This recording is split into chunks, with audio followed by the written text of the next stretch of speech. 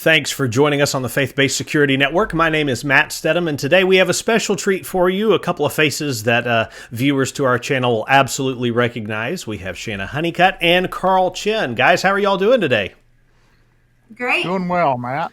Good. Well, we are testing out a couple of features here that you'll be seeing more in the future, but we're going to be talking a little bit about the Wisconsin Church Safety and Security event that's coming up on September 6th, 2025, and that's in Racine, Wisconsin. We would love for you to join us at that. You can find information about that at our website, fbsnamerica.com/events, and so you can see that event and other events we have coming up in the near future. But I'd like to go to Shanna first. And Shanna, let's talk just a little bit about what you're going to be presenting about at the Wisconsin event. I'm going to be presenting on my favorite subject, my favorite role I do here at the FBSN, and that is the Deadly Force Incident Study. I'm going to be walking attendees through our study from 1999 up through 2021. This is every deadly force incident at a faith-based organization in 23 years. We take the data out of that and we give you the resources, tools, ideas in implementing procedures at your church. Every time I've heard you present on this topic, it's just been an eye-opener again and again. Every time I think I've heard it all, I haven't heard it all. There's always new takeaways from these. And so what I would look forward to, if I could be in Wisconsin, is I would look forward to hearing some of the newest data, some of the things that have changed in the last year or so, trying to learn from some of those trends. Is there anything interesting that you have seen recently that's maybe different from years past? Well, there are increasing trends, and we will go over those. The one I am most excited about is the increasing trend of defenders standing up and taking action and stopping these violent incidents. Well, that is definitely good news because that hasn't always been the case. So I'd love to think that the FBSN has played a role in that and getting churches to take this a little bit more security-mindedly. Carl, let's talk to you for just a moment. You're going to be presenting at this event as well. Could you tell our viewers what your topic will be? Sure.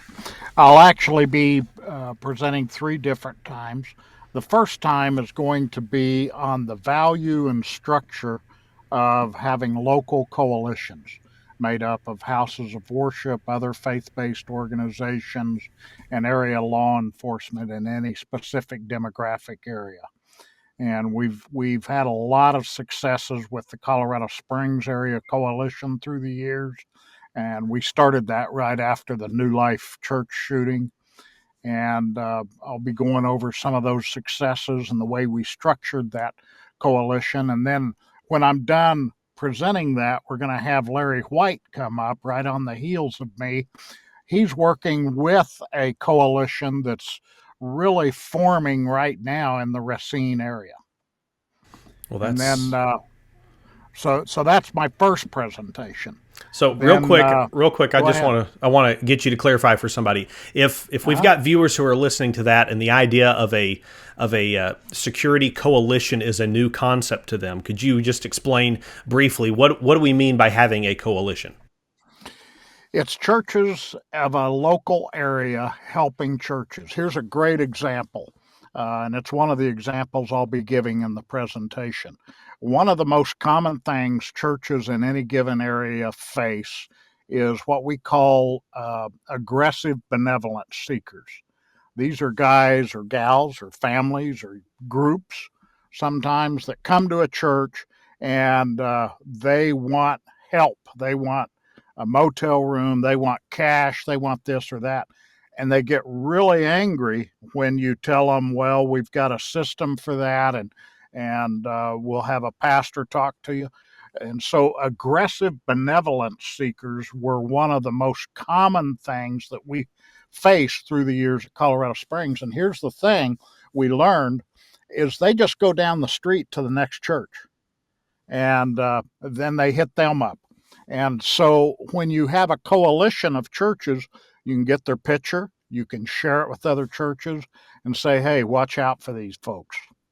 So sharing information, sharing sources in That's real right. time really helps cut down on a lot of issues. That's exactly right. And what you just said, sharing resources too, instead of doing a training event where it's just your church, you do it for your local coalition so that multiple churches can get in and get trained in that training session. Absolutely. Well, what other topics are you going to be sharing about at Wisconsin? Well, I'll be doing some breakouts. There's a number of breakouts, and I'll have one of those. And the particular topic that I'll be talking about in that breakout are the things you need to do to start or improve a small church security program.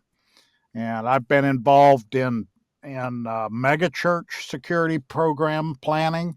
And now, for the past 3 years, since moving to Kansas, I've been working for small church, helping the small churches put together programs for safety and security. So I'll be talking about some of the applications there that both big churches and little churches use.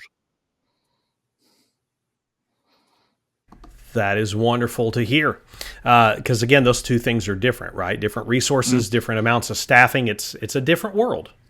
It is, and yet at the same time, there's a lot of similarities. Very good. Yeah. People think. Uh, what I've discovered in the small churches, you still got to have the same 10 basic requirements got to be in place. Absolutely. And you guys will be discussing that, I'm certain, at the event on September 6th. So I've got a question for both of you that I would like for you to talk about. If somebody's watching this channel and they've never been to a live event that the Faith-Based Security Network has put on, whether that be an SOS or a regional event like this event in Wisconsin, I would like for you to think about what is it that they will experience that's different that you can't get in an online training or somewhere else. So Shanna, I'd like to start with you on that one. What's something unique or something different that a first-time attender can expect here that they might not find everywhere else?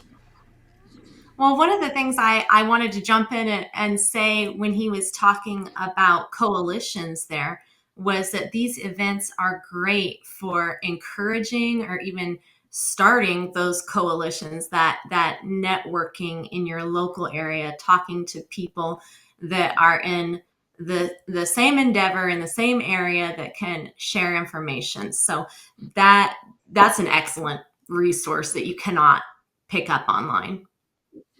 Absolutely. I'll tell this story on myself. I'm the Missouri state leader for those of you who don't know. And so I traveled down to San Antonio, Texas at our SOS event. And while I'm there, I meet somebody else. It's like, "Oh, I'm from Missouri too." Well, we had never met in Missouri, but we both go to this FBSN event and we're able to meet each other. So yeah, being able to find people in your area, make new contacts, form new relationships. I think that's a huge part of that. Carl, same question to you, sir. What can somebody expect to find at an FBSN live event?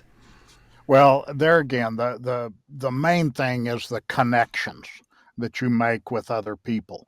And that's what's so important in this, what I call this endeavor of faith-based security, is for years, churches and faith-based organizations operated in stovepipes and silos. They didn't share any of their information with anybody else.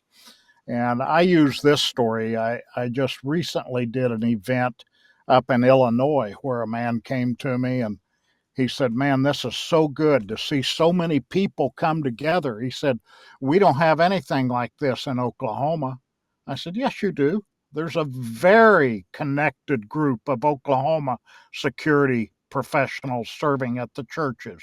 He said, "Really? Where's it based?" And I told him, he said, "That's the town I live in."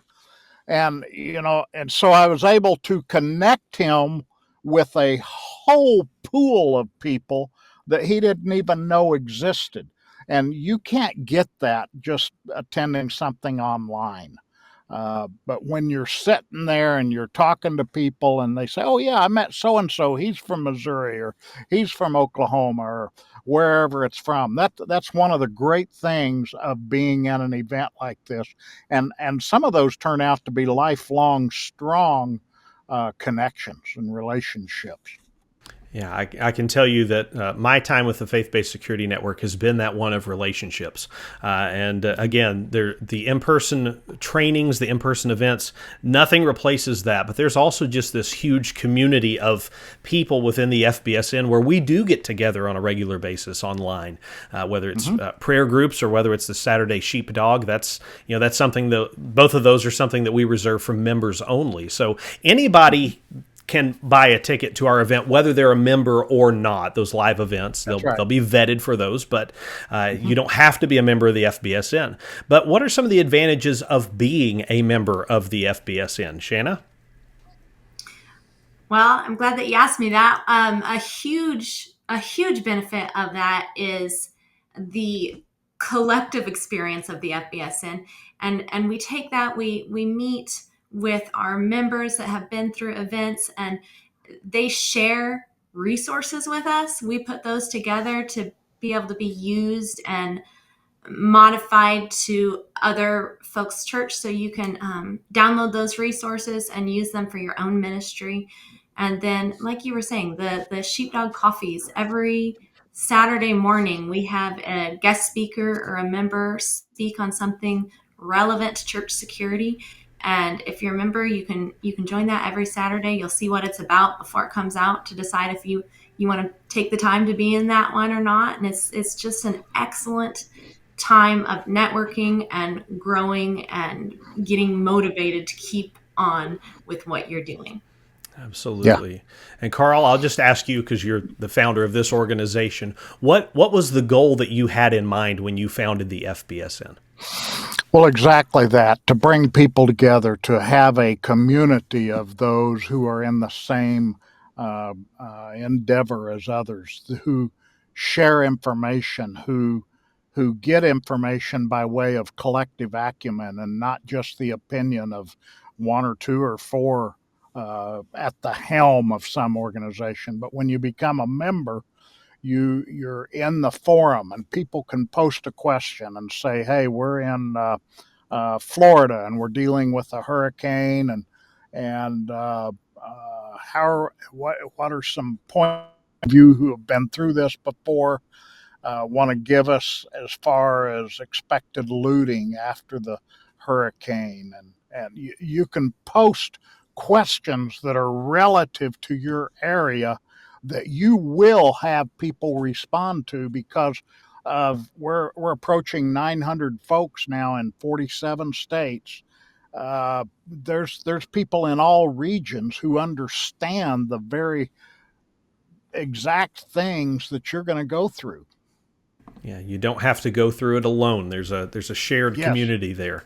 And so they get to experience that shared community in person in Racine, Wisconsin on September 6th. If you would like more information on that, you can find that at our website, fbsnamerica.com/events. Again, all the events that we have coming up are there, and there will be more added very soon. So Shanna, Carl, any final comments from either of you? Stay ready, willing, and able. And we hope to see you there.